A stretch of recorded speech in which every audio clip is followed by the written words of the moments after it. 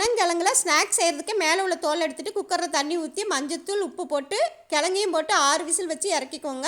அப்போ தான் நல்லா வெந்திருக்கும். இப்போ ஆறின பிறகு சின்ன சின்னதாக ஒடித்து நார் தனியாக கிழங்கு தனியாக எடுத்துக்கோங்க. இந்த அளவுக்கு நாரை நீங்கள் ஒடித்து எடுத்துக்கணும். ஒடித்து எடுத்தால் தான் நார் எடுக்க வரும்.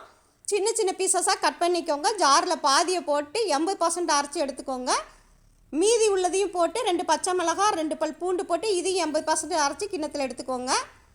இதில் சீரகம், மிளகுத்தூள், உப்பு, கொஞ்சம் கருவேப்பிலை போட்டு பிசைஞ்சு எடுத்துக்கோங்க. கையில் கொஞ்சமாக எண்ணெய் தடவிக்கிட்டு மாவு கொஞ்சமாக எடுத்துக்கோங்க. கிழங்கு கொஞ்சமாக எடுத்து நீங்கள் கொழக்கட்டை மாதிரியும் உருட்டிக்கலாம், உருண்டையாகவும் நீங்கள் உருட்டி வச்சுக்கலாம். வேக வைக்கிற தட்டில் வச்சு 10 நிமிஷம் வேக வச்சு வெளியே எடுத்துக்கோங்க. வயசானவங்களுக்கு இந்த கிழங்கு சாப்பிட்ணும் போல் இருக்கும். ஆனால் ஒரு சிலருக்கு பல்லு சரியாக இல்லாதனால அவங்களால கடித்து சாப்பிட முடியாது. இந்த மெத்தடில் நீங்கள் செஞ்சு கொடுங்க. உங்களை மனசார வாழ்த்துவாங்க. தேங்க்யூ.